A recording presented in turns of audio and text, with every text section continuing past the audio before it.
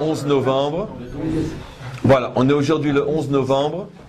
Et comme promis, on continue donc, on continue le cours. Et comme promis, on continue le cours donc sur l'élection d'Obama.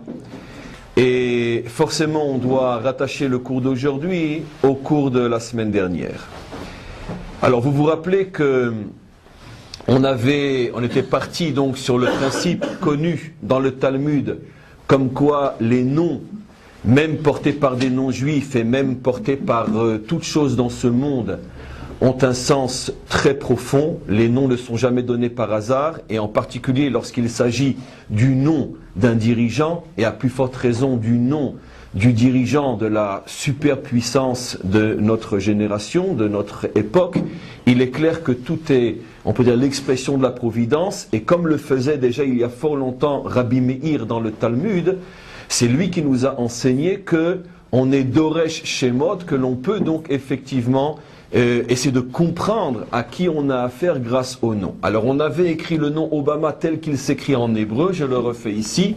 Donc on avait le Aleph, on avait le Vav, on avait le Bet, on avait le Mem et on avait le E. Obama.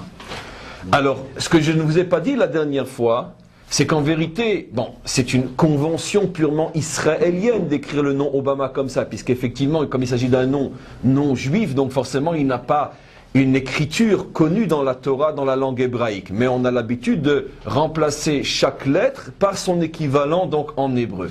Et il s'avère que dans la presse, ou dans les livres, ou tout ce qui s'écrit au sujet d'Obama, on trouve deux écritures possibles. Celle qui m'a permis de faire le cours de la semaine dernière, et celle dont je n'ai pas parlé, qui va introduire, qui va nous servir surtout pour le cours d'aujourd'hui. Il y a une autre écriture possible, qui est celle-là, Aleph, Vav, Bet, Aleph, Mem, E.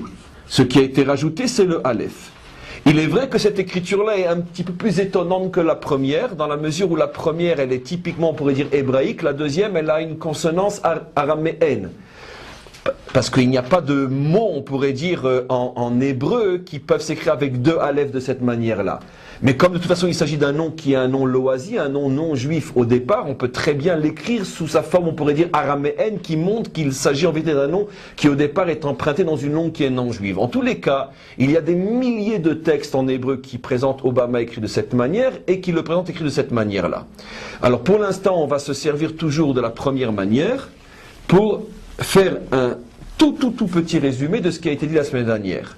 On avait donc expliqué que le mot ma a pour valeur numérique 45 et que c'est la valeur numérique très connue. D'ailleurs, l'expression ma est très connue des maîtres d'Israël et renvoie tout de suite au mot Adam, puisque le mot Adam, l'homme, a pour valeur numérique 45, 1, 4 et 5, chaque lettre ayant une valeur numérique. Bon, on ne peut pas maintenant détailler, mais les choses, elles sont acquises, elles sont connues. Et donc, on avait donc Ov, Adam, en transformant le mot Obama, et on avait remarqué que si on prend le Vav qui est au milieu du Aleph Bet, on va en parler beaucoup aujourd'hui, et qu'on le met ici, puisque on peut permuter les lettres d'un même mot comme on en a besoin pour tirer quelque chose, on le met ici et on avait obtenu Edom et Av. Après, Edom, bien sûr, qui fait allusion à la civilisation occidentale, qui fait allusion à Esav, le monde occidental, et donc la superpuissance dans chaque génération. Aujourd'hui, Edom, c'est clair que c'est les États-Unis. Et donc, il nous restait le mot Av. On avait tourné les lettres du mot Av. Maintenant, je passe ici. Et on avait l'expression Bo Edom. Edom va venir.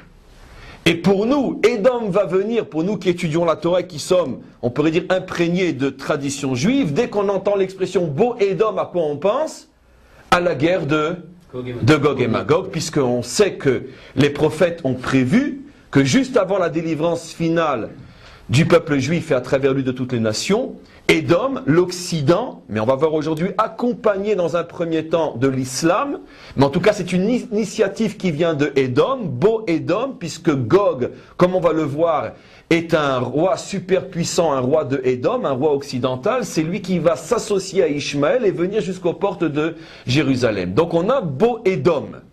On avait expliqué, je ne vais pas refaire tout le cours, qu'en vérité les choses ne sont pas figées, tout va dépendre de nous, si ça va être Adam, qui est lumière, ou Édom, qui est obscurité. Référez-vous au premier cours sur l'élection d'Obama. En tous les cas, on a Beau Édom. On avait donc suggéré la possibilité que cette élection marque une étape de plus dans ce qu'on appelle la guerre de Gog et Magog, dans cette pression des nations sur le peuple juif pour ce qu'eux appellent le ta'alir de paix, qui déchiffré en bon français signifie la destruction de l'État d'Israël. Et donc, c'est clair que le signe est extrêmement fort. On s'était plus ou moins arrêté sur cette notion-là.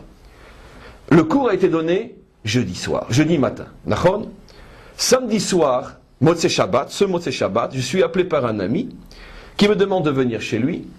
Et sans me prévenir, il me dit, j'ai une surprise à te montrer, regarde. Il ouvre son site internet, il a reçu un mail en hébreu, un mail qui est en train de circuler apparemment dans tout Israël. Voilà ce qu'un Rav a trouvé au sujet de la guerre de Gog et Magog, et je vais vous le lire. Quelque chose d'absolument époustouflant, il me dit, ça confirme tout à fait le cours que tu as fait en français 2 jours auparavant, c'est incroyable, ton cours il est écrit dans les prophètes. Comment? Regarde le chapitre 38, le fameux chapitre où le prophète Ézéchiel nous parle de la venue de Gog. On va le lire ensemble et il nous dit, on retrouve par le biais des intervalles, méthode connue et reconnue dans tout Israël comme étant une des méthodes pour faire apparaître des secrets inscrits dans le secret des lettres et des versets. C'est-à-dire on prend une lettre, on compte un intervalle, on retrouve une lettre, on recompte le même intervalle, on retrouve une lettre. Et si on voit, c'est un problème de statistique et de bon sens, que si le même intervalle respecté nous permet à chaque fois de retrouver une lettre qui forme un mot connu, il est clair que la méthode est juste, parce que ça peut être un hasard. Surtout avec toutes les indications qu'on a comme quoi Obama est lié, consciemment ou non, à la notion de Gog. Et donc je prends le premier verset, je vais d'abord vous le lire, qui parle de la venue de Gog et Magog. C'est le chapitre 38 de Ézéchiel. Vaïi devar Hashem Elai il est mort. La parole de Dieu s'est posée sur moi et il dit, Ben Adam, fils de l'homme, sim panecha el Gog, tourne ton visage en direction de Gog, Eretz Amagog, qui est le roi du pays de Magog, Nessi Rosh Mesher Vetuval Veinave Alav. Il est le Nassi, il est donc le président, Rosh, le dirigeant, Mesher Vetuval, en plus de Gog, comme l'expliquent les commentaires, il règne sur Gog, mais en plus de Gog, son pouvoir s'étend sur 2 autres régions qui s'appellent Mesher Vetuval. Donc, Dieu demande à Yecheskel de diriger son regard. J'imagine que Dieu a dû lui dire vers où c'est, vers l'est, vers l'ouest, en tout cas on ne le sait pas si c'est vers le nord en vérité. Et donc, tourne ton visage et tu vas prophétiser sur le roi de Gog, qui est aussi le Nassi et le Rosh, le dirigeant et la tête, le chef des peuples qui s'appellent Mesher et Toubal. Et regardez maintenant une chose extraordinaire. Sur le mot Nassi, le mot Nassi on le connaît, Nassi Artsot Abrit, Nassi Tzarfat. Sur le mot Nassi, qui désigne la fonction même d'un dirigeant, on commence à compter à partir de la dernière lettre. Le mot Nassi, bon, je ne peux pas vous le montrer, c'est loin. Le mot Nassi se termine par un Aleph. On va maintenant faire la chose suivante. On va compter à partir du Aleph 8 lettres. On va voir quelle lettre va apparaître. À partir de la lettre qui a apparu, on va recompter 8 lettres. On va voir ce qui apparaît et on va continuer. Alors on va le faire ensemble. Je commence Aleph. 1, 2, 3, 4, 5, 6, 7, 8. Je tombe sur un Vav. Aleph, Vav. À partir du Vav, je reprends 8 lettres. 1, 2, 3, 4, 5, 6, 7, 8. Je tombe sur un Bet. On a déjà Ov. Je reprends à partir du Vav, je reprends à partir du Bet 8 lettres. 1, 2, 3, 4, 5, 6, 7, 8. Je retombe sur un Aleph. Je l'introduis ici. La deuxième manière d'écrire Obama. Et sachez, maintenant je vous le dis que c'est important, que la grande majorité des textes en hébreu écrivent Obama avec 2 aleph. Majorité écrasante, ça veut dire la proportion est de 1 sur 500, pratiquement. On trouve des centaines de textes avec Obama sans aleph, mais des dizaines de milliers de textes avec Obama im aleph. Donc c'est d'autant plus fort par rapport à la dracha ici. On est retombé sur, encore une fois, un aleph. Je continue à compter. Toujours à partir de la lettre trouvée, à partir d'ici. 1, 2, 3, 4, 5, 6, 7, 8. Je tombe sur un même. Et vous avez bien sûr deviné. On recommence à compter 8 lettres. Et on a 1, 2, 3, 4, 5, 6, 7, 8. On a bien sûr le « et ». On a donc trouvé dans le verset qui parle du Nassirosh, Gog, Mesher, Vetubal, le mot Obama. Alors évidemment, je vous laisse la possibilité de dire pur hasard, mais effectivement, c'est clair que si on commence à dire que tout est du hasard, on termine dans un monde où effectivement, tout est en dessous de tout, comme on dit, en dessous de tout, vous m'avez compris, sans aucun commencement, sans début, sans fin, sans... Et c'est pas comme ça que, bien sûr, on est nous habitués à comprendre l'histoire et à étudier la Torah. Donc on a quelque chose d'absolument extraordinaire. On voit donc... on continue à compter. Comment? Qu'est-ce qui se passe quand... On a terminé le verset. Alors justement, c'est ce que je suis en train de dire. Le verset 2 du chapitre 38. Le Pélé est, et vous allez comprendre pourquoi, dans quelques instants, parce que ça maintenant, donc ça, c'est ce qui a marqué sur le mail que mon ami me montre. Vous imaginez que je suis assis sur ma chaise et que j'ai le souffle coupé. C'est absolument impossible. La veille, on vient de faire un cours, on a prouvé qu'il y a un lien entre Gog et l'élection d'Obama. Et voilà que dans le verset, le premier verset de la Bible qui parle de Gog et qui le présente comme nation, on trouve le mot Obama. Donc, il est clair qu'à partir de ce moment-là, ma tête, elle a commencé à partir dans tous les sens, pas possible. Il faut comprendre, mais qu'est-ce qui se passe ici? C'est des révélations trop fortes. Qu'est-ce qui se passe? Et ça fait depuis 48 heures jusqu'au cours d'aujourd'hui, qui est un peu l'accouchement, qu'on a travaillé dans ce sens-là. Le Pélé, c'est qu'on commence à faire allusion à Obama dans ce verset quand on parle de Nassi. Mais ce que je vous dis maintenant, c'est que le dernier de Obama, est dans le mot Dieu, Hachem. Puisque le verset commence par, et le verset termine par...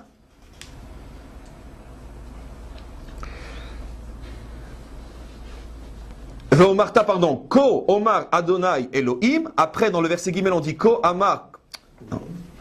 Ve'omarta Ko Amar Adonai Elohim, Ineni Elecha Gog. C'est que Hachem Elohim dit Ineni. Le mot est absolument Ineni Elecha Gog. Si je traduis mot à mot Ineni Elecha Gog, ça veut dire que je suis en toi Gog. Ineni Elecha, je viens vers toi Gog. C'est une expression très très forte pour parler de Gog. Ineni Elecha. Comme quand les prophètes, quand Abraham ou Moshe, Dieu les appelle et ils disent Ineni, je viens, je suis vers toi, je viens vers toi. On va comprendre tout de suite pourquoi. Nessi Rosh Mesher Vetuval. Donc il faut comprendre ce qui se passe. On va maintenant, on pourrait dire, faire une sorte de préliminaire pour après revenir sur nos pieds et comprendre tout ce qui se cache derrière tout ça. Je vais pour l'instant effacer. Il est clair que si l'élection d'Obama est liée à la guerre de Gog, et que l'on sait que la guerre de Gog est liée, comme étant la dernière étape avant la délivrance finale, est liée donc à la délivrance finale, et la délivrance finale est sous le signe de Bayom Haouye Hashem, les Melech al Kol Haaretz, Bayom Haouye Hashem Echad Ushmo Echad. On sait, je dois aller très vite parce que c'est absolument impossible de faire un cours sur chaque notion, mais on sait que toute l'histoire du peuple juif et toute l'élection d'Israël et la mission d'Israël en tant que peuple et son projet dans la délivrance, c'est de dévoiler sur terre le Shem Havayé, le nom divin, le tétragramme qu'on ne prononce pas tel qu'il s'écrit, le nom à 4 lettres qui est Yud E Vav E, et ce nom à 4 lettres Yud E Vav E sera reconnu au moment de la délivrance par tous les peuples, par toute la terre, comme il est dit, Ve'aya Havaye les Melech al Kol Haaretz. Pour l'instant, Havaye, le Dieu Havaye n'est reconnu que par Israël, mais le projet est de faire en sorte que Havaye soit reconnu par toutes les nations, ainsi que Rashi le dit sur le fameux verset Shema Israël Hashem Elokeinu Hashem Echad. Écoute Israël, Havaye est aujourd'hui ton Dieu uniquement, Avaleatid Lavo, mais dans le futur, Hachem Echad, il sera un, il sera reconnu par toutes les nations. Donc le projet de faire passer le Shem Havayé d'Israël à toutes les nations. Alors on va faire un bref rappel, qui est un rappel bien sûr qui utilise la notion de Kabbalah. On va aller très très vite en ne demandant pas trop pourquoi, parce qu'on ne peut pas, c'est impossible, mais on va considérer les choses comme étant des définitions acquises pour avancer. On sait que le nom Havayé, Yud Ke Vav Ke, commence donc par un Yud, première lettre du nom divin. Et à quoi il correspond? On sait que chaque lettre du nom divin correspond à, on pourrait dire, à une qualité, à une force. Il correspond à la force qu'on pourrait appeler dans l'homme la foi ou l'idéal. Et cette première lettre est appelée par les kabbalistes, par les Mekoubalim, du nom de Av, le Père. Pourquoi du nom de Av, le Père? Parce qu'il fait allusion au niveau des attributs divins à l'attribut qui s'appelle Chokhma, la sagesse. Ici, le Père. Donc je répète, première lettre du nom divin, le Yud, qui au niveau des qualités humaines fait allusion à la foi, à l'idéal, en hébreu pour le dire la Emouna, et les Mekoubalim ont donné à cette qualité, à cette lettre, un nom, ils l'appellent le Père, Av, et il correspond à la sphira de Chokhma. Ça, on en a moins besoin aujourd'hui, mais simplement pour le dire. Pourquoi la première lettre du nom divin s'appelle Père? Parce que la foi, l'idéal et la graine est la première énergie, la première force qui fait tout partir, qui fait tout jaillir. Comme le père qui donne une graine à l'épouse, et à partir de cette graine, tout va commencer. Et donc de la même manière, la foi, l'idéal est à l'origine de toute construction individuelle et collective. Un peuple a un idéal, un homme a un projet, et c'est le commencement d'une histoire. Après le Yud, on a la deuxième lettre, qui est un He. Et le He correspond, selon les maîtres, à la force qu'on appelle l'intelligence.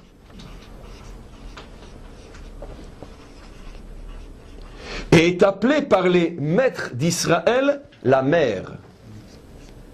Pourquoi? Parce que la deuxième étape après l'idéal, c'est l'intelligence. L'homme doit être capable de mesurer sa foi à la réalité.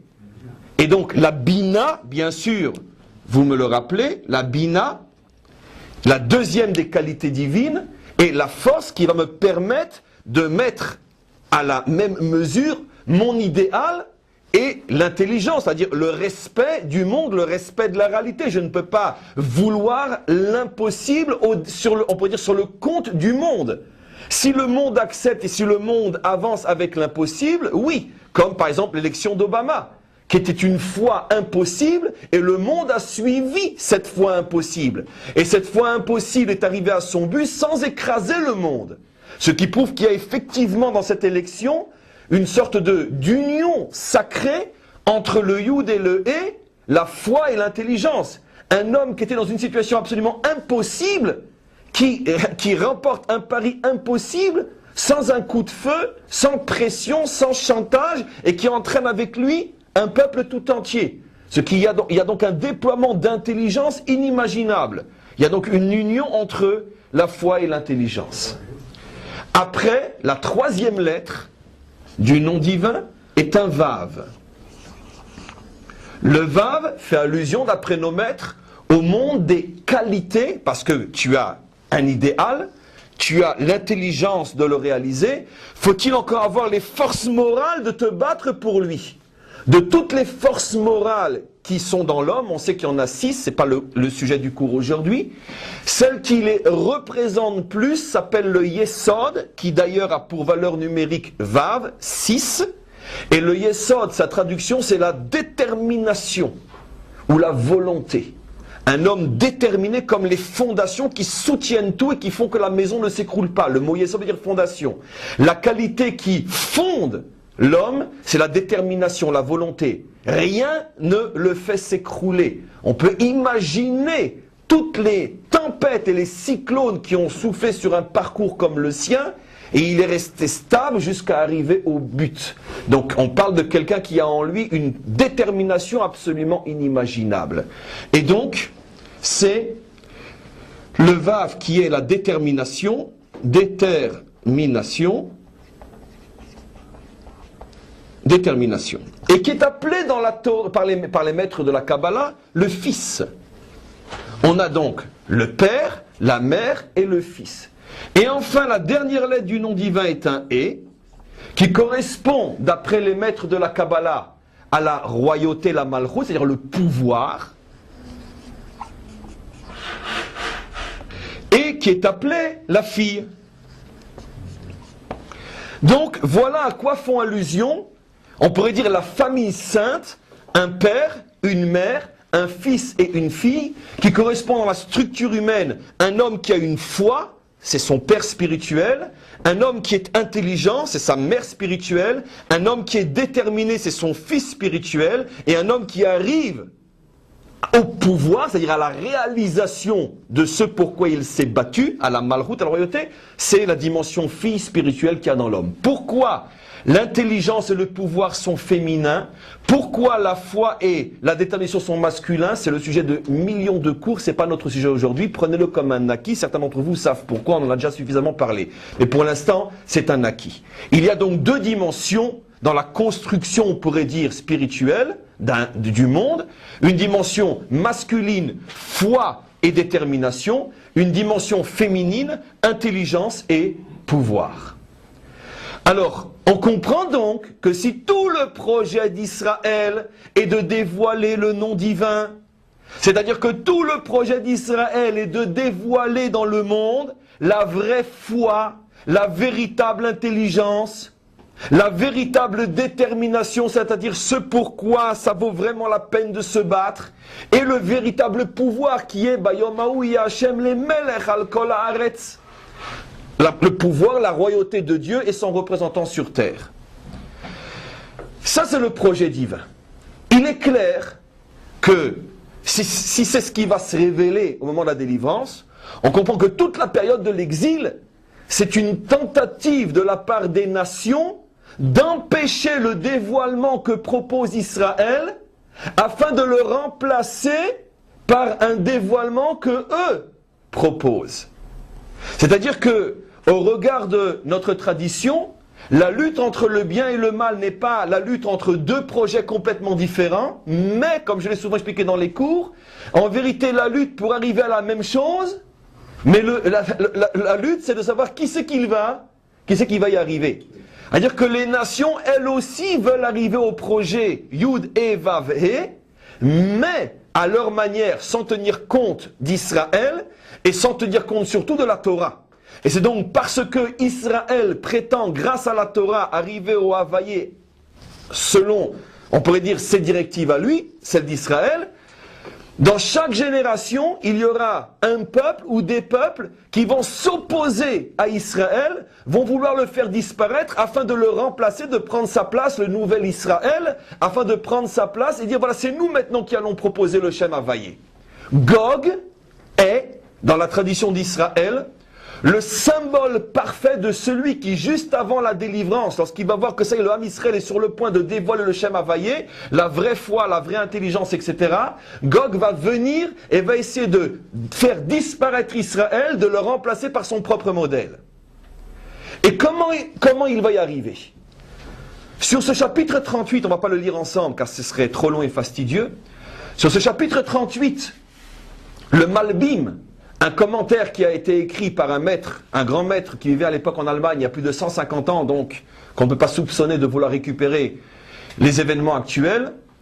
Ce grand maître écrit il y a plus de 150 ans, presque 200 ans, la chose suivante, j'invite tout le monde à voir le commentaire. Il écrit, sache que Gog, en vérité c'est l'union, Gog est un occidental, il l'appelle un incirconcis, c'est un occidental qui vient des peuples incirconcis.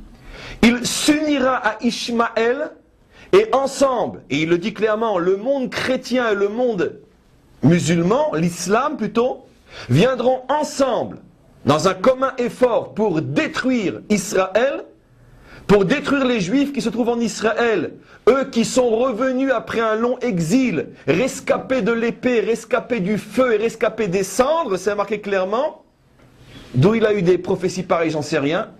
Et quand le Ham Israël sera revenu sur sa terre, viendront ensemble le monde chrétien et l'islam jusqu'aux portes de Jérusalem pour détruire la nouvelle nation naissante, mais arrivé aux portes de Jérusalem, cette pseudo-unité, cette unité artificielle va leur exploser au visage, car c'est absolument impossible, dit le Malvim, qu'il puisse régner une véritable unité entre Esav et Ishmaël, entre Édom et Ishmaël, et aux portes de Jérusalem, les véritables différends qui les opposent vont rejaillir. J'imagine qu'à la veille de se partager le butin, ils ont commencé à se dire très techniquement qui va prendre le plus, oui c'est nous, c'est vous, etc.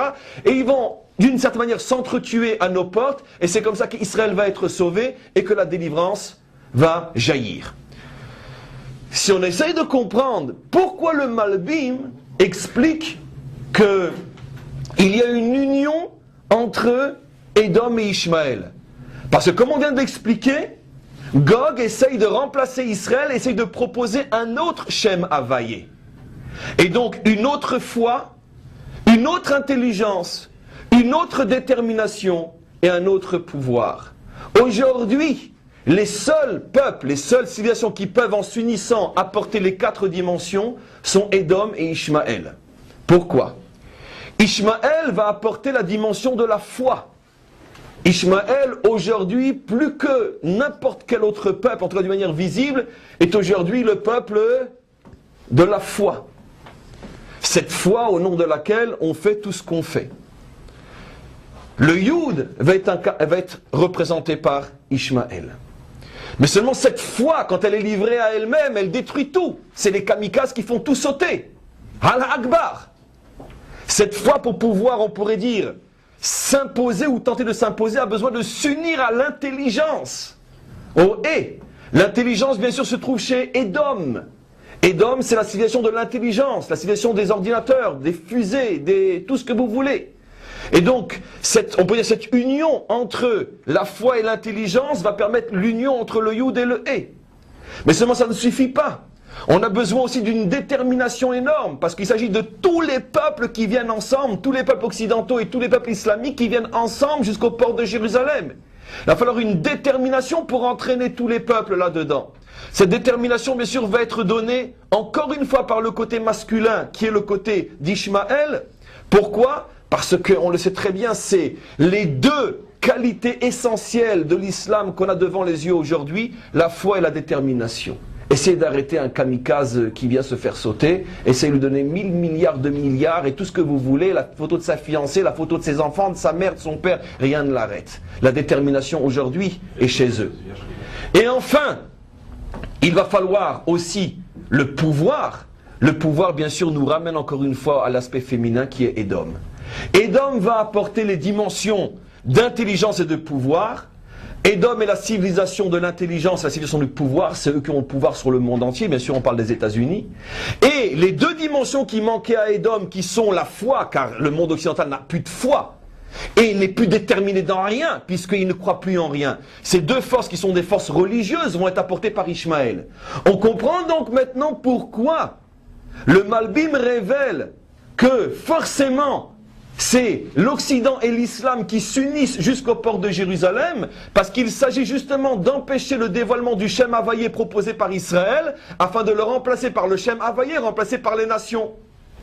Seulement le problème c'est que cette union est ce qu'on appelle en hébreu malachoutit, elle est complètement artificielle, elle ne peut pas tenir, car c'est absolument impossible de faire tenir ensemble le Yud de l'islam avec le Hé de Édom, le Vav de l'islam avec le Hé de Édom. Ça ne peut pas tenir. Et aux portes de Jérusalem, tout va exploser pour que se dévoile notre véritable schéma Havaïe. C'est pas fini maintenant, regardez. Vous avez ce schéma en tête, regardez maintenant ce qui se passe.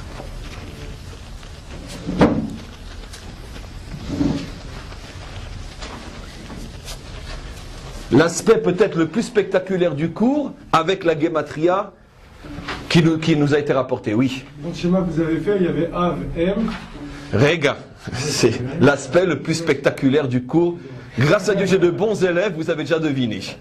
Regardez maintenant le mot Obama. Je vous dis, c'est spectaculaire. C'est époustouflant. Le mot Obama, il y a dedans, je vais prendre les lettres. Aleph, Bet, il y a Av, qui est le Yud, qui est la première lettre du nom divin. Première lettre.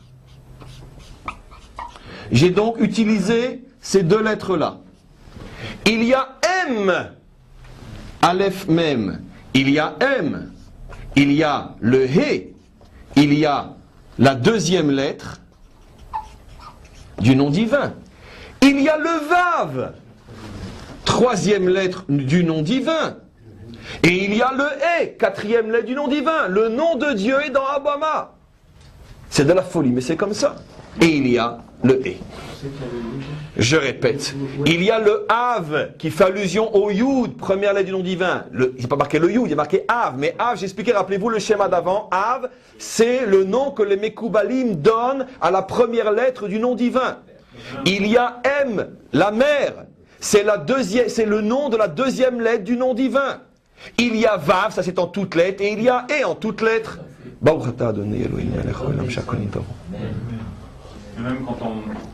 Même avec Abba et Ima, bien sûr, il y a Abba, Ima, et d'après les noms des Mekoubalim. Donc, marquez une pause, regardez comme on regarderait véritablement, on pourrait dire, le tableau le plus extraordinaire qu'on puisse voir devant nos yeux. Comprenez que ça ne peut pas être que des hasards. Le mot Obama qui parle de Gog, dans le passage de Gog. Je vous ai montré que tout l'enjeu de la guerre de Gog, c'est le dévoilement du Shem Havayé. Et voilà que se lève en Amérique le Édom de la génération, un personnage dont le nom nous indique qu'il propose un schéma qui lui aussi est celui du nom de Dieu. Maintenant, vous comprenez pourquoi le verset dit que Havayé lui dit « Ineni elecha meler Gog » « Je suis en toi, roi de Gog ». Av, M, Vav, E. Mais mes amis, il y a encore plus spectaculaire encore. C'est que la dimension Av de Obama vient de l'islam et la dimension M de Obama vient de Édom, exactement ce qu'on a dit au sujet de Gog. Du calme, je répète. Il est Av, l'islam par son père. Il est M, Édom par sa mère. Et donc, qu'est-ce qu'on voit? Que dans les moindres détails, dans le nom de ce personnage et dans son histoire jusqu'à sa propre création, on retrouve tout le schéma du roi de Gog. Le nom divin avec Av, M, Vav, He. Le père musulman, la mère chrétienne, la détermination inimaginable, unique dans l'histoire. Je pense qu'il faut peut-être remonter plusieurs siècles en arrière pour trouver un phénomène de cette dimension-là, c'est du jamais vu, sans un coup de feu, un truc pareil. Et le pouvoir, il est aujourd'hui l'homme le plus puissant du monde, selon bien sûr les critères du monde occidental. Il est l'homme le plus puissant du monde. Il a donc toute la structure du Shem Havayé, mais comme chez lui la structure du Shem Havayé, elle est composée d'un mélange islam-chrétien, ça ne peut pas tenir. Et regardez jusqu'où l'histoire de ce personnage dans les moindres détails est une Torah vivante. Son père et sa mère se sont séparés dans une engueulade inimaginable. Le père est reparti au Kenya. Depuis longtemps, la mère a été abandonnée. Et la mère vit depuis pratiquement toujours sans le père. Si je ne me trompe pas, elle est repartie, elle est blanche, mais elle vit en Indonésie. L'enfant a été abandonné, élevé par ses grands-parents blancs, les grands-parents maternels. Il ne connaît pratiquement pas son père et sa mère, qui ne se sont plus vus depuis leur divorce. Une en Indonésie, l'autre au Kenya. Ça veut dire que la rupture entre l'islam et la chrétienté est inscrite dans sa propre histoire. Dans sa propre histoire, si on avait affaire à un homme qui a un genou sur la jambe blanche de sa mère et un genou sur la jambe noire de son père, ça ne tiendrait pas. Mais on a un homme qui porte en lui ce qui va se passer au moment où Gog, avec l'islam, va se retrouver au port de Jérusalem. Le divorce. La séparation totale. On a donc des indications inimaginables. J'avoue que même en les répétant, je suis encore un petit peu époustouflé. Mais en tous les cas, c'est comme ça. Je reviens au cours de la semaine dernière. Il faut qu'on comprenne qu'on est en face d'un potentiel inimaginable d'ombre et de lumière, de Tov Vera. Bien sûr, il ne faut certainement pas comprendre de ce cours que ça y est, demain on va le voir, avec l'Iran aux portes de Jérusalem. C'est pas de ça que je parle d'une potentialité, car vous savez que le libre arbitre est le fondement même de l'histoire, et que quand on décrit des phénomènes, même des phénomènes qui risquent de se passer, on parle d'une potentialité, mais non d'une certitude, car le monde, et surtout l'homme, a été créé sur le principe du libre arbitre, la possibilité de transformer le potentiel en bien ou en mal. Ce qu'on avait trouvé dans le mot Obama, où ça peut être Adam et ça peut être Edom, rappelez-vous le cours de la semaine dernière. Maintenant, malgré tout, regardez, on va, après avoir compris ces notions-là, revenir sur le mot Obama et comprendre des choses plus profondes encore sur sa personnalité. On va lui expliquer qui il est, ce qu'il ne sait peut-être pas, et peut-être que s'il l'apprend un jour, ça l'aidera à mieux se comprendre. Dans le mot Obama, on a donc, j'ai écrit Obama selon la deuxième lecture, celle d'aujourd'hui qui est la plus fréquente dans la presse israélienne. Je le réécris ici, peu importe. Parce qu'après je l'écris, peu importe. Ça c'est, ici on a l'allusion au père, qui est l'islam. On a allusion à la mère, qui est l'Occident, M. Et on a allusion au pouvoir et à la détermination. On a donc tout le nom divin, mais vous remarquerez qu'il n'est pas dans l'ordre. Parce que non, si on voulait le nom divin dans l'ordre, comment qu'il aurait dû s'appeler cet homme-là? Av, Yud, comment? M. Ce qui donnerait prononcé Abamoa. D'accord, bon, si c'est appelé Abamoa, personne n'aurait rien dit. D'accord, Obama, c'est pas plus difficile, ça sonne pas mieux. Si on l'avait appelé Abamoa, ou Abamoa serait fait en hébreu, bah, tout le monde aurait dit Abamoa est au pouvoir. Et donc, c'est forcément qu'il y a une intention. Pourquoi c'est Obama et pas Abamoa? Parce qu'à partir du moment où on a découvert que le nom divin se trouve dans son nom, ce qui, entre autres, j'avais complètement oublié de le dire, prouve bien que c'est une élection qui est complètement, on pourrait dire, grâce à l'intervention divine, parce que c'est absolument impossible, logiquement, d'y arriver. Je ne sais pas si je vous ai déjà dit, mais et si vous réfléchissez un petit peu à ce que je vais expliquer, cet homme-là, attention, je le dis, surtout que c'est enregistré, ce que je dis ne veut pas du tout dire chas v'shalom que ce que je dis le concerne. Je dis au niveau de ce qui aurait dû ou pu se passer. Cet homme-là porte en vérité deux noms qui, lorsque un Américain moyen les entend, il a des frissons de terreur. Obama Osama Ben Laden, et le deuxième nom, Hussein, qui a bien sûr été complètement caché. Il s'appelle Obama Hussein Barack. Barack Hussein Obama. Quand un Américain, il entend le mot Obama, à quoi normalement il devrait penser? Osama, je précise, c'est pas qu'Obama est Osama, mais ça devrait lui faire référence à un nom dont il a peur. Quand il l'entend, quand il sait qu'en plus il s'appelle Hussein, ça lui fait penser au deuxième ennemi numéro 1 de l'Amérique, Osama et Hussein. Avec deux noms pareils, la première chose que ses conseillers de campagne auraient dû lui dire, c'est mon ami, change de nom. Change de nom. Appelle-toi Mark Johnson. Mais c'est impossible avec des noms pareils, t'as aucune chance. Il dit non. Non. Moi je garde mes noms Hussein et Osama. Ceux qui révéleront, comme ça a été le cas, Hussein et Obama, ceux qui révéleront que j'appelle Hussein, je ne nierai pas. D'accord? Et je m'appelle effectivement Obama et fier de l'être. Ceux qui veulent entendre Osama, c'est leur problème. Mes amis, je vous pose la question. Imaginez-vous qu'en Israël, quelqu'un qui s'appelle Adolf Hitler se présenterait aux élections. Adolf Hussein, il s'appelle Hussein, ça n'a pas été changé. Au lieu de Hitler, on met Hitler. Il a des chances. C'est ce qui s'est passé. Je répète, pas que chas v'shalom, il y a une allusion entre lui et ses tristement célèbres personnages. Mais je dis, est-ce que le citoyen moyen aurait pu croire? Ouh là là, un nom pareil, ça me fait peur. Vous imaginez un Israélien voter pour un Adolf Hitler? Ils ont voté pour un Hussein Osama. Ce qui veut dire qu'il n'y a aucune possibilité d'expliquer un phénomène pareil si on ne fait pas allusion à Dieu. Et c'est donc pour ça que le nom de Yud-Ke Vav-Ke se retrouve en toutes lettres, ou selon son sens, dans son nom. Un Barak aussi. D'accord. Ok? Donc, je reviens maintenant à ce que j'explique.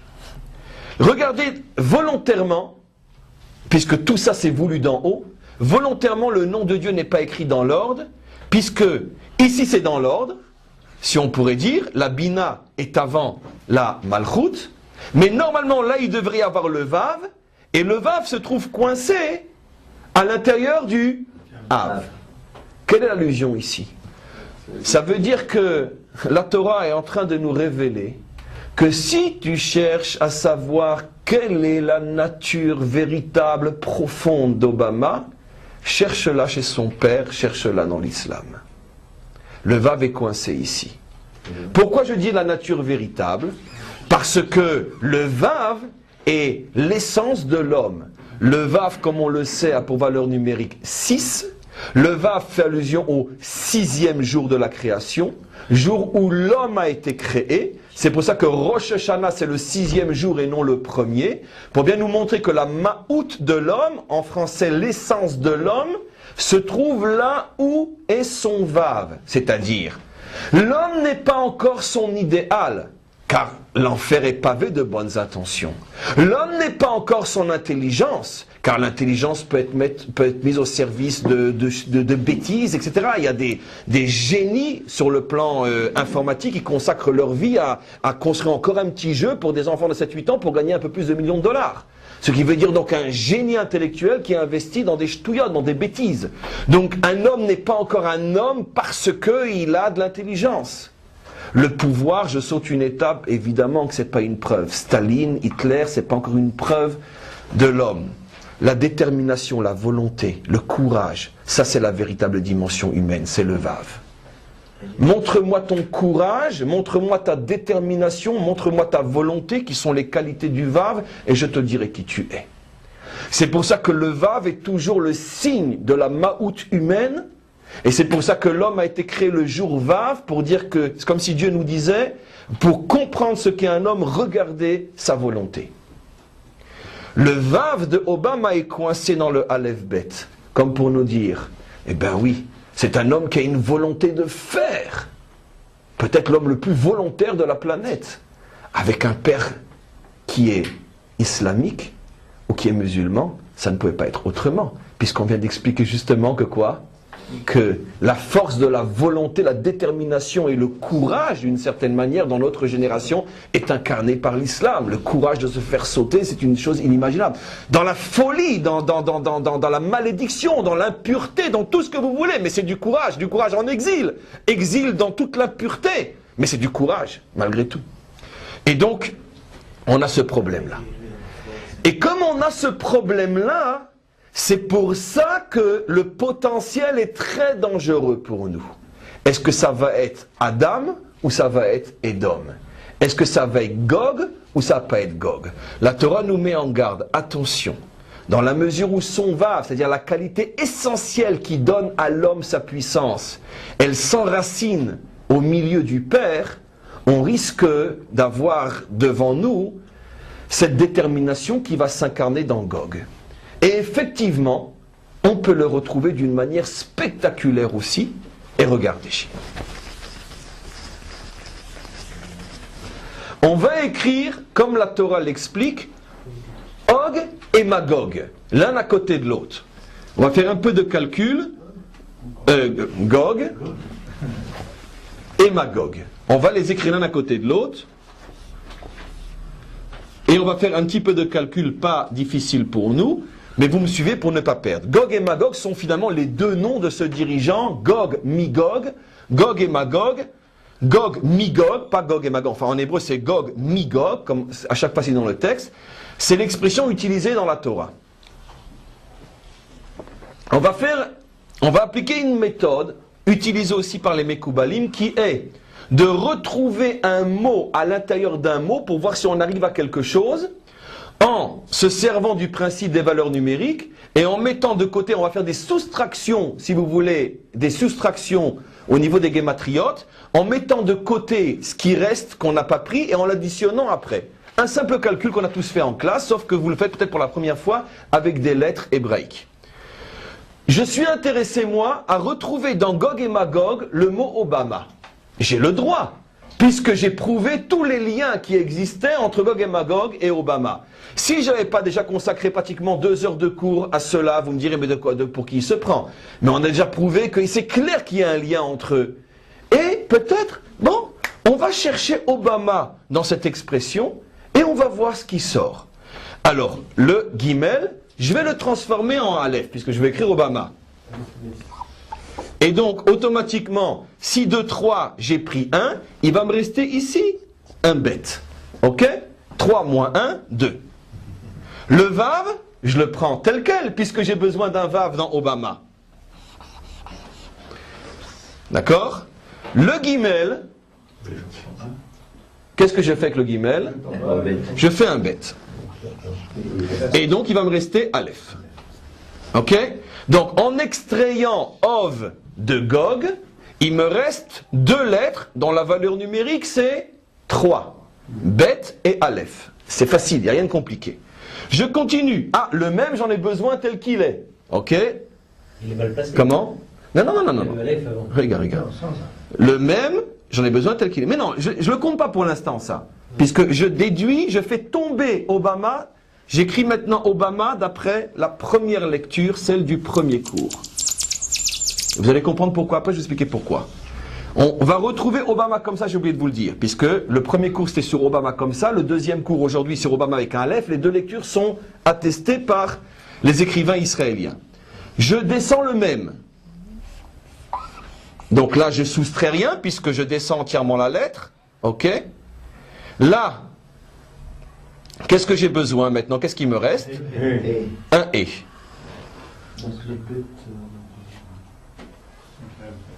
Donc, comment je fais? Et du vav, vous le descendez.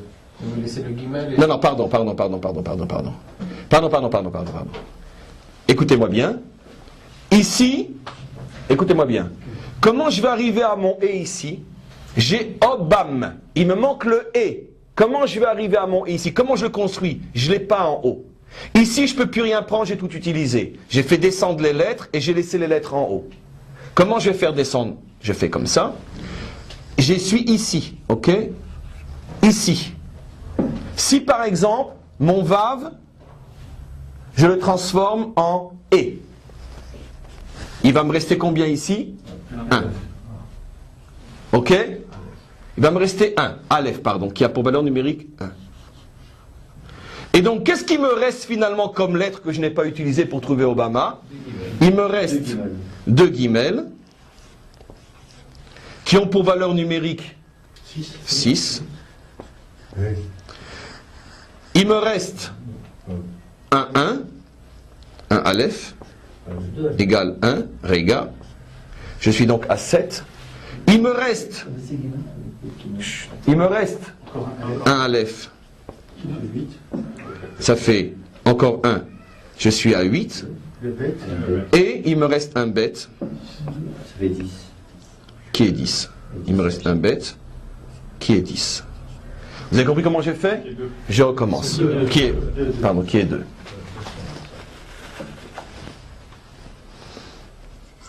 Je recommence. Du guimel, j'ai fait sortir, c'est pas grave, je recommence, c'est important. J'ai fait sortir un aleph, il me reste bête. Le vav, je l'ai fait descendre. Le aleph, le guimel, je l'ai fait descendre. Il me reste aleph. Le même, je l'ai fait descendre. Ici de Gog, je veux le et donc je fais descendre le vav, il me reste 1 que je mets en haut. J'additionne tout ce qui me reste. Ok? Je trouve 10.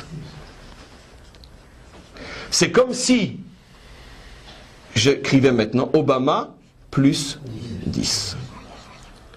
Pourquoi c'est important pour moi Obama plus 10? Parce que ça me ramène à un midrash absolument incroyable dans Midrash Rabbah qui dit la chose suivante.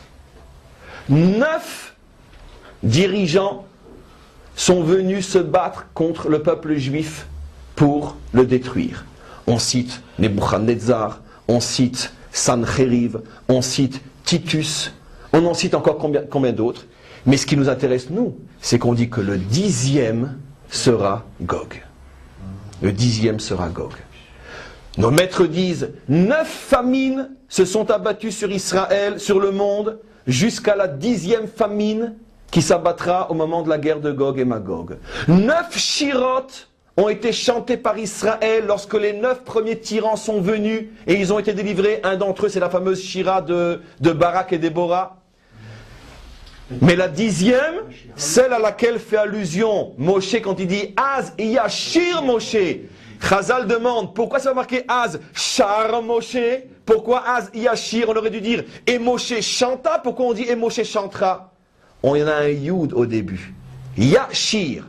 Le Midrash dit, ça fait allusion à la 10e shira que Moshe chantera, puisqu'on sait que l'âme de Moshe va revenir dans le libérateur. Ça fait allusion à l'âme de Moshe revenue dans le Mashiach. À ce moment-là, que Moshe ou Char, c'est lui qui a chanté la première shira, et c'est lui qui chantera Yud Char, la 10e shira, lorsque viendra le 10e conquérant pour détruire Israël, et c'est Gog. On retrouve donc une chose inimaginable. Quand on extrait de Gog et Magog, quand on extrait le mot Obama, on trouve encore une fois 10, qui est le 10e. Mais c'est pas fini. Regardez, regardez. Si on veut écrire maintenant Obama, donc on a une indication que Obama écrit comme ça, c'est bien une allusion au 10e qui viendra pour s'emparer d'Israël. Et si maintenant on écrit Obama tel qu'il est écrit dans la première lecture, enfin plutôt dans la deuxième lecture, celle d'aujourd'hui, avec un Aleph. À ce moment-là, je vais utiliser un Aleph de plus ici, et au lieu de me rester 10, il va me rester 9. 9, puisque j'ai enlevé. Il va me rester 9. Et s'il me reste 9, qu'est-ce que j'obtiens? La valeur numérique de Emet, le cours la semaine dernière. C'est Emet, la vérité. Et qu'est-ce que je vous ai dit la semaine dernière? Que tout dépend, cette potentialité, est-ce que ça va être Adam ou Édom, dépend de nous. Est-ce qu'on va être un peuple Emet ou non? Si on est Emet, à ce moment-là on aura Adam, et si on n'est pas Emet, on aura Édom. Comment je vous l'ai prouvé? Regardez, que si on est Emet, on va avoir Adam. Parce que si on est Emet, on a quoi? On a Ov, Adam. Puisque là, c'est 45. C'est Ma. Obama. Si on est ici 9, 1, 6, 2. Si on est 9 ici, c'est qu'on garde le Vav, on aura Adam ici. Mais si on perd le Vav et qu'il vient ici, ça veut dire qu'on n'est plus Emet. Si le Vav, on le met ici pour faire Édom, on n'est plus Emet ici. Et je vous avais expliqué que ça dépend de nous. Si on est Ov, qui a pour valeur numérique 9, à ce moment-là, on est Emet. On aura Adam, on n'aura pas Édom. Si on perd, nous, la dimension du Vav, à ce moment-là, c'est lui qui va la récupérer, il sera Édom, et c'est la guerre de Gog et Magog. Et c'est pour ça qu'on retrouve, vous avez compris pourquoi la Providence a voulu qu'on ait deux manières d'écrire Obama. Il y en a une qui fait allusion à quoi? À Obama comme étant le 10e tyran qui voudra détruire Israël, la guerre de Gog. Et une écriture d'Obama qui fait allusion à Ov, Adam. Quand nous on sera Emet, on aura Adam, on n'aura pas Édom. Vous avez compris? Vous êtes fatigué. Si j'écris Obama avec un Aleph, j'obtiens Obama 10, quand j'ai Gog ou Magog, c'est-à-dire que Obama sera le 10e qui est donc Gog. Mais si j'écris Obama sans le Aleph, à ce moment-là, j'ai 9, j'ai Av, Adam, ce qui veut dire que je n'ai plus Édom, je n'ai plus la guerre de Gog et Magog. Ce qui veut dire donc, en vérité, tout dépend de nous. Et rappelez-vous maintenant, ça sera le mot de la fin. Pourquoi tout va dépendre de Midata Emet, chiffre 9? Parce que, justement, la Mida de Emet a été donnée au troisième père qui est Yaakov. Et on sait que maintenant, ce que nous devons tous faire, c'est aider à la reconstruction du troisième temple par rapport à la qualité de Yaakov qui est Emet. Le premier temple a été donné grâce à la qualité de Abraham, le Chesed. Le deuxième temple a été donné grâce à la qualité de Yitzhak, la rigueur ou la justice. Le troisième temple sera donné grâce à la qualité de Yaakov qui est le Emet. Et donc on comprend que maintenant que tout l'enjeu de la délivrance tourne autour du Emet. Et donc c'est pour ça que la Providence ait voulu qu'il y ait une marloquette dans les deux possibilités d'écrire le nom Obama. Bien sûr que les journalistes ne savent pas pourquoi, il y en a qui l'écrivent comme ça et d'autres comment, mais nous on l'a compris pourquoi. Parce que selon que tu l'écris avec un Aleph ou sans Aleph, tu as une allusion à Obama en tant que Adam ou à Obama en tant que Edom. Et tout ce qui va rester c'est la Gematria 9. C'est-à-dire que si nous on est zoré le 9, si on mérite d'arriver au 9 qui est la vérité, il sera Adam, mais si on ne va pas au 9, il sera Edom qui est le 10e. Le 10e qui est Gog. C'est à ce niveau-là que ça va se jouer. Comme il y a une marloquette, comment on écrit Yaakov aussi. Comme il y a une marloquette, effectivement, comme on écrit Yaakov. Absolument. En vérité, c'est toujours la même notion. Puisque le Yaakov avec Vav fait allusion à l'exil, justement. Donc, Bekitsour, pour terminer, je dirais la chose suivante. Concrètement, qu'est-ce qu'on fait d'un cours pareil? On commence à comprendre que notre génération, une fois de plus, a une responsabilité inimaginable. Je terminerai en rappelant ce que le Rabbi a dit le jour où il a reçu la Nessiout, le jour où il est devenu 7e Rabbi de Chabad. Il a dit à ce moment-là, nous sommes la dernière génération de l'exil et la première génération de la délivrance. À ma manière, j'ai dit la semaine dernière dans le premier cours que grâce à cette élection, nous avons tourné la dernière page du livre de l'exil. C'est-à-dire nous sommes en train maintenant de lire la dernière page du livre de l'exil et la prochaine page sera celle de la délivrance. Et donc ça invite chacun d'entre nous à comprendre, encore une fois, que des événements tels que ce qu'on vient de vivre, il ne faut surtout pas les banaliser. Je vous avais déjà expliqué que c'est sur des événements pareils que nous demandons depuis des millénaires, 3 fois par jour dans la tfila. On te supplie, Hachem, de nous aider à voir quand tu vas revenir, parce qu'il y aura des milliers d'hommes et de femmes qui ne verront rien, que Dieu est en train de revenir et personne ne le voit. Oui, bon, Obama est passé, bon, il a eu de la chance. Ah ben, il est comme ça, toutes les 8 lettres, bon, c'est un hasard. Ah, on te retrouve dans son nom Gog ou Magog, c'est un hasard. C'est pour ça que nous, Bnei Israël, supplions Hachem, je t'en supplie, ne me laisse pas comme ces aveugles devant lesquels tu montres des prodiges et qui ne voient rien. Ouvre-moi les yeux pour que je puisse voir véritablement que dans chaque étape tu te trouves et tu es en train de revenir à Tzion. Et c'est clair que cet événement est un événement qui s'inscrit dans toute sa puissance dans le retour d'Hachem à Tzion. Puisque cet événement va amener les nations à Tzion, elles vont s'effondrer devant Tzion, et c'est comme ça que Tzion va rejaillir. Pour chacun d'entre nous, ça veut dire que il faut se renforcer dans l'étude de la Torah, puisqu'on sait très bien que Torah Emet Natan Lanu, que la Torah c'est le Emet. Ça peut paraître très moralisant, mais c'est pourtant très très concret. On sait que chaque génération a plus ou moins son tafkid, sa mission sur le plan spirituel. Il y a des générations auxquelles on a demandé de briller dans le chesed, d'autres dans la tfila, d'autres dans tout ce que vous voulez. Notre génération est la génération de l'étude de la Torah. C'est pour ça qu'on trouve de plus en plus de centres d'études, c'est pour ça que la diffusion est de plus en plus grande, c'est pour ça que la Providence a mis dans nos mains des instruments comme Internet pour diffuser la Torah rapidement dans le monde entier. La délivrance finale se fera sous le signe du Emet, sous le signe de l'étude de la Torah. C'est pour ça que chacun d'entre nous, là où il est, peut véritablement devenir un soldat de la délivrance et peut participer comme un acteur et pas comme un spectateur à tout ce qui vient être dit, dans la mesure où il prend sur lui d'étudier la Torah, d'étudier en profondeur, de la comprendre, d'aller à des cours, d'augmenter son temps d'étude de la Torah, car c'est véritablement comme ça qu'il va passer de l'état de spectateur aveugle à l'état d'acteur véritablement impliqué. Je terminerai juste, malgré tout, j'ai hésité si je le faire parce que je suis tout simplement épuisé, vous l'imaginez, par, malgré tout, encore 10 minutes, un quart d'heure, j'ai hésité, est-ce que je l'amène ou pas sur le fameux 8. Pourquoi? La question que vous avez demandée. Je me suis dit, je ne vais pas en parler parce que ça va m'épuiser un petit peu plus, mais disons, c'est pas grave. Vous avez remarqué que comment qu'on retrouve le mot Obama, tout au début du cours, toutes les 8 lettres dans le verset. Et ça revient combien de fois? 5 fois, forcément. Puisque c'est entre le Aleph et le Vav, entre le Vav et le Bet, entre le Bet et le Aleph, entre le Aleph même, entre le même et le Aleph. Combien de fois on a? Et 5 fois. Et si on fait donc 5 fois 8, combien qu'on trouve? 40. 40, c'est la valeur numérique de quelle lettre? Même. Et quand j'entends le même, tout de suite, j'arrive à faire le tour du problème. Pourquoi? Parce que rappelons-nous ce qui s'est passé tout au début de l'histoire. Rappelons-nous ce que j'ai dit hier, la semaine dernière.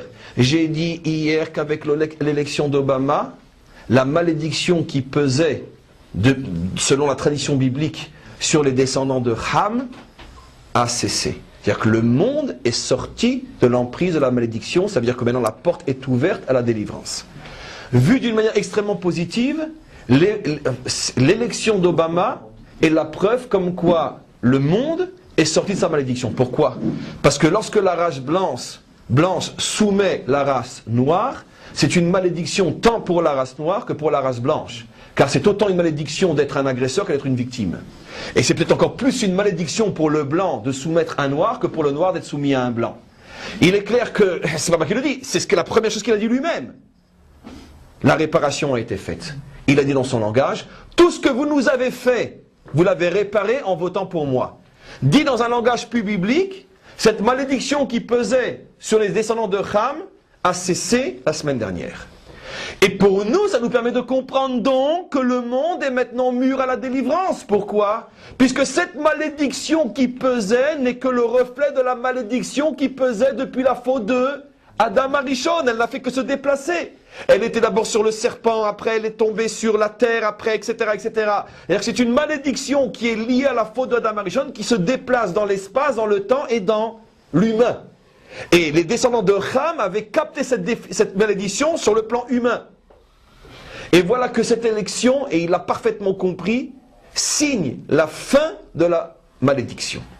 Ce qui veut dire qu'aujourd'hui, d'une certaine manière, nous sommes dans une situation où la faute de Adam est réparée. Elle est réparée à un niveau extrêmement potentiel, mais elle est réparée. Ce qui veut dire qu'il n'y a plus aucun obstacle à la délivrance. D'une certaine manière, malgré lui, il joue un rôle prodigieux dans la délivrance. Je sais que ça paraît un petit peu exagéré, pathétique, etc. Mais il n'y a aucun doute. Comme instrument entre les mains de Dieu. Mais c'est clair qu'il joue un rôle extrêmement important. Parce que les descendants de Ham incluent la race noire essentiellement. Quel rapport avec M, Mem et 40? Regarde, j'ai pas fini. Parce que Mem, c'est la valeur numérique 40. 5 fois 8, 40. Mais quel rapport avec Peut-être qu'elle est tombée. Regarde, je vais expliquer. Quel rapport avec le Mem? On y arrive. C'est que rappelons-nous, qu'est-ce qui a amené la malédiction sur les descendants de Ham? C'est parce qu'il voulait empêcher la venue du Mashiach. Noach avait 3 enfants, Shem, Yafet et Ham. On va l'écrire ici. Il avait 3 enfants qui étaient Shem, Yafet et Ham. Les 3 premières lettres forment le mot Siyar. Et Noach voulait un 4e enfant qu'il aurait appelé d'un nom qui commence par un Mem, par exemple Moshe ou Menachem, et on aurait eu Mashiach. Et qu'est-ce que Knaan et Ham voulaient? Ils voulaient empêcher la délivrance du monde, ils voulaient empêcher la venue du Mem. Et c'est pour ça que la malédiction s'est abattue sur les enfants de Ham. Et voilà que l'on retrouve le nom d'Obama par des intervalles qui forment le chiffre 40, qui a la valeur numérique de Mem, comme pour nous faire comprendre quoi? Que la malédiction est tombée, on a retrouvé le Mem, et la délivrance est possible, le Mashiach peut maintenant se dévoiler. Et comme c'est le 44e président des États-Unis, de 40 à 44, il reste 4.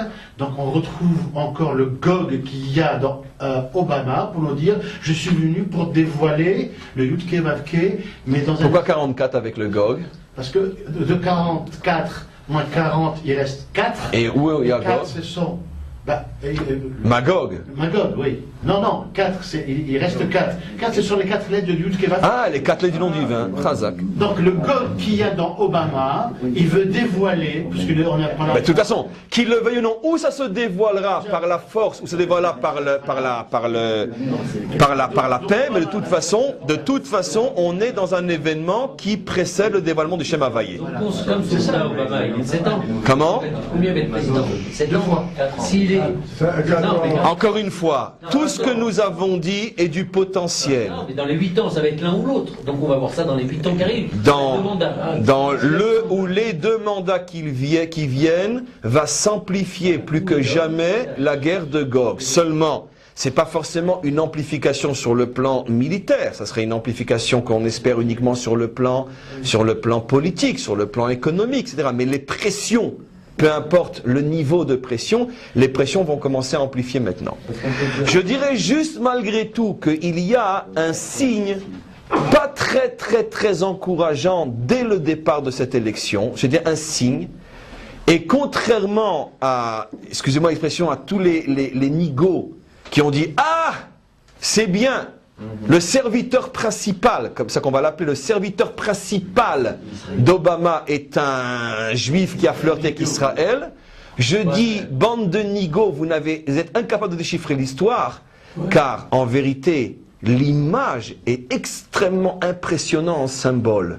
Tout d'un coup, celui qui était soumis va faire de son serviteur principal, de son valet principal, car c'est comme ça qu'il faut l'appeler en français, de son valet principal, un juif. Comme pour dire inconsciemment que finalement, l'histoire se retourne. Puisque il est clair que quand les descendants de Ham ont été soumis par la malédiction, ils ont été soumis à Shem et Yafet, Shem étant bien sûr au-dessus de Yafet. Et donc, bien sûr qu'il n'est pas conscient de ce qu'il fait, et je ne soupçonne pas qu'il avait ça en tête, mais ce sont des schémas providentiels qui sont pour nous un très mauvais signe. Que finalement, que le valet principal de la Maison Blanche est un juif, c'est quelque chose qui est un très mauvais signe, mais qui, d'un autre côté, peut aussi se transformer en bien et peut aussi être un potentiel extraordinaire. Tout dépend comment qu'on va le faire. Parce que le valet peut aussi devenir un conseiller. C'est ce que j'ai expliqué. On est véritablement en présence d'une situation ombre et lumière. Et je reviens et je termine par le mot de la fin. Tout dépend de Midata Emet, tout dépend de notre vérité, vérité dans tous les domaines, vérité vis-à-vis de Dieu, vérité vis-à-vis de nous-mêmes, vérité vis-à-vis de notre femme, de nos enfants, de notre devoir en tant que juifs. Plus on mettra de la vérité dans notre vie, et plus véritablement on aura la possibilité de transformer tout ce potentiel en Adam, et éviter la catastrophe de ce potentiel très transformé en Édom, bien que si ça se transforme en Édom, de toute façon on connaît la fin du film, tout s'écroulera aux portes de Jérusalem, simplement avec beaucoup de pertes et fracas pour nous, ce qu'on essaye d'éviter. Amen vechen yeh ratzon. Est-ce que ça, on va rapport à ce qui s'est passé là, de dire qu'il y avait la